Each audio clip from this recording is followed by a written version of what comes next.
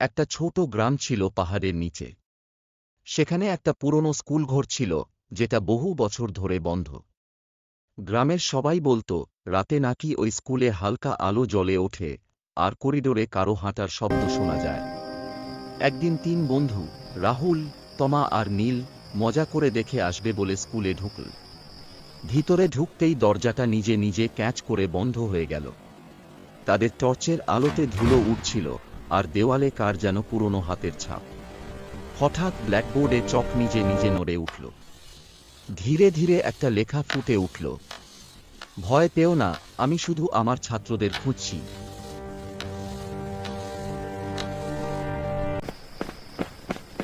তিনজন ভয়ে দৌড়ে বাইরে বেরিয়ে এলো। পরদিন সকালে লোকজন স্কুলে গিয়ে দেখল, ব্ল্যাকবোর্ডে লেখা আছে, ধন্যবাদ, অনেকদিন পর কেউ এসেছিল। তারপর থেকে নাকি স্কুল ঘর আর কখনো নিজের থেকে